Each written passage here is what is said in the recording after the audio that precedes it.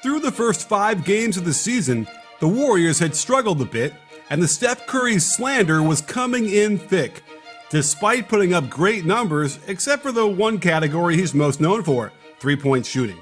It was weird to see Steph struggle from distance so much, especially on wide-open jumpers, so the whispers that he was finished were getting louder. But like I had predicted in my video on him a couple of weeks ago, it was only a matter of time until Curry detonated all over the defense to the tune of a career-high 62 points, reminding us all that he's the most skilled scorer the NBA has ever seen.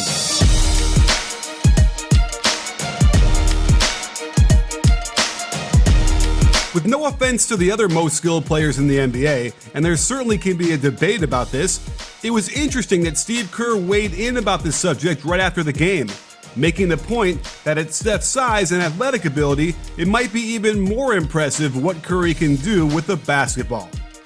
It all started out innocently enough with a 2-man game between Steph and James Wiseman. Watch Nurkic here. At this moment, he is already too low and too late to recover, and Steph knows this coming around the handoff.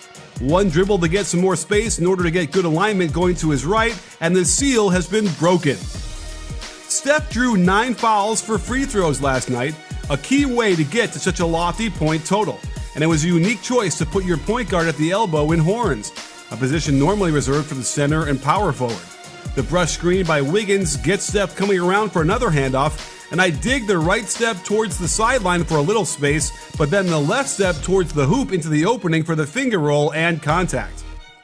Back on the ball, they run a quick drag screen with Draymond Green, who, by the way, was amazing defensively all night with great rotations from the weak side to disrupt the Blazers pick and roll.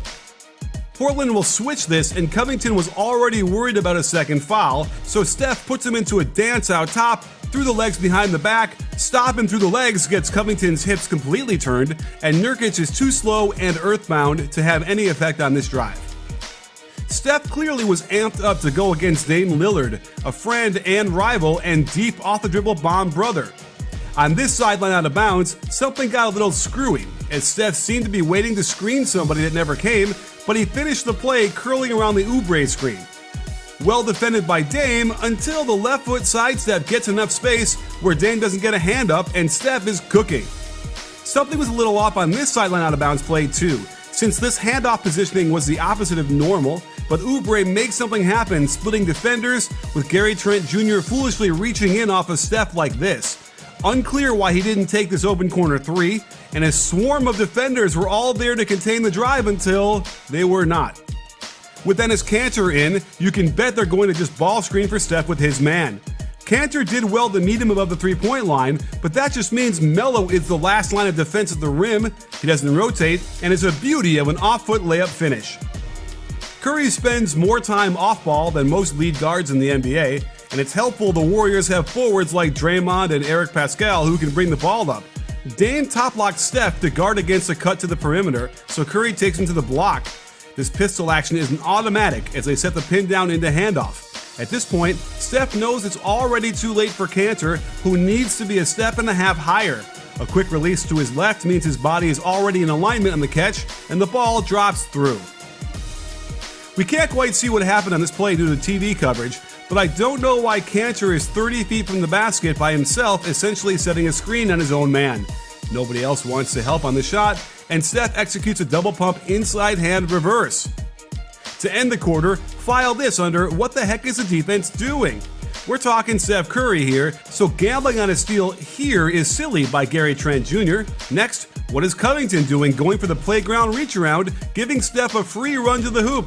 Now, normally I'd criticize the trail official for making this call since he was probably no closer than half court, but based on where we last saw him, he might have had the best angle for contact, which definitely happens, resulting in 2 more free throws. Steph also had 4 assists, and on this play, the Warriors run zipper fist, with Wiseman stepping up the screen eventually before rolling to the hoop. Look at the gravity as Curry brings 2 defenders to him, enabling the slick lefty pocket pass and the strong finish. This was the same play to the other side, but the option off of Steph's zipper cut is Draymond can feed the low post. Of course, a deflected pass would normally be a good thing for the defense, but it distracts Covington enough to allow Curry a backdoor cut, and Draymond feeds him with a nifty bounce pass. To get over a 60, sometimes you need the help from the refs, like on this ISO pull-up on CJ McCollum. Let's go through the footwork here to see if it was kosher or not. The left foot pivot does not move on the jab step until the ball is out of his hands, so he's good there. The gather is done with both feet off the ground here. That means the next foot on the ground becomes the pivot foot, which is the left. He then lifts it and puts it back down before jumping, a clear travel the refs missed. I like this organic play where the step-up ball screen forms before Curry even catches the ball. Nurkic foolishly reaches in for the dribble, no way he'd ever get that steal, and CJ can't get into position in time as Steph lifts off the left foot and finishes with the left hand to keep the ball away from the defense. Nurkic was in the torture chamber all night as they again set a high ball screen with his man. Interesting footwork by Steph as he skips on the right foot, then shows a left-right pull-up, usually going in this direction, players will do a right-left. It lures Nurkic into the air, and Steph makes sure to draw the contact for 3 more free throws. Curry has demonstrated countless times over the years that the best way to get an open 3 is to drive the ball, kick it out, then immediately replace to the 3-point line. Dame comes over to support Nurkic on this pick-and-roll attack. Unclear how Steph could see this pass, much less get it off on target, but Nurkic doesn't stay with him as he sprints to the corner. Oubre does a smart thing by getting it to him quick and then setting a screen, but the foul here is a bit dubious. I don't think Oubre is set enough, and he should have been called for the foul. The collision sends Derrick Jones Jr. flying, where his leg collides gently with Curry's chest well after the shot was released. As a result, Curry got 3 more free throws. Luck has to be involved as well to get to 60 points, as Curry begins to get by Jones. I don't fault Covington for helping one pass away off the poor shooting Draymond, particularly because they get the exact result they wanted, a bad miss.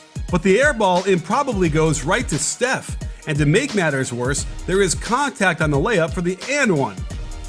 Curry's whole night was a perfect mix of on-ball and off-ball action. Here's Wiseman again bringing Nurkic up to dance in the pick and roll. Check the feet work. Curry retreat dribbles onto the back right foot, then splits with the right foot forward, looking like he's going to drive that way.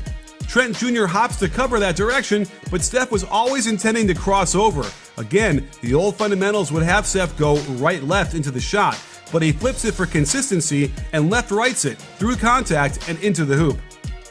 A double ball screen to Steph's right ultimately gets the feisty Trent Jr. off of him, and now we've got the main event, Steph versus Dame. He also goes for the reach around kinda, and Cantor isn't going to offer a lot in the contest department as Curry hits a very difficult off-foot floater from 12 feet. While this wasn't a 2-for-1 situation to end the third quarter, Steph certainly makes it appear that way as he clearly wants to let Trent Jr. know something. Check the slam on the brakes with the left foot, the right foot tap for stability, before hopping back to 28 feet for another 3-point splash. You've got to be a little lucky like we said before, and Draymond's delay in rolling to the hoop makes this pocket pass miss the target entirely. Somehow it rolls to Steph, CJ is right there, but it just doesn't matter, as this one goes through clean and mean. More off-ball action as Steph gets under the hoop to cross-screen for Wiggins to the post before getting his own pin down out top. Trent Jr. makes a decision to shoot the gap to the ball side of the screen, and it almost works, but Steph won't let him out of jail. Cantor has to retreat to cover Wiseman, and it's an easy push shot from 10 feet. At this point, Curry has 50 points, and it looks like 60 is out of reach as the Blazers were making a run to get back in the game. Portland screws up their transition defense as Dame goes to guard Wiggins while CJ was already there to pick him up. That leaves no one guarding Draymond. Steph splits the defense and right into the lane where Cantor has no choice but to foul him. Trent is again hounding Curry as much as possible, this time in the backcourt, so Draymond sets the early screen to get him some space. Melo is completely out of position here. He needed to be on the line connecting Curry to the basket. There is zero resistance till Curry is at the restricted area, and they have to foul. To see the strength of Curry's gravity at this point, let's examine this pick and roll with Melo defending Draymond. First off, Melo is again on the complete wrong side of his man, so he's basically screening his own teammate. CJ has to stop the ball at this point, but it's the easiest pass in basketball to the open man in the corner, and this time, Wiggins knocks it down. With the game in hand, everyone knew it was all about whether Curry could get to 60 at this point. With 56 points, it really looked like it wasn't happening. But when Kanter is involved on defense, anything is possible, as he gets in pretty good position above the three-point line. But Steph is a different kind of beast, again utilizing left-right footwork to his left to rise up for the quick release that goes through as clean as possible. Under a minute, Trent is still there to pressure in the backcourt, so Draymond doesn't even have to look. He knows exactly where Steph is at all times. The simple pitchback catches Trent trailing by 2 steps, and Curry nails the shot, gets hit right after the release but no call. And that, sports fans, is how Curry broke his career high, eclipsed even the highest James Harden single game score, and cemented his legacy as one of the highest skilled players ever to have graced an NBA court.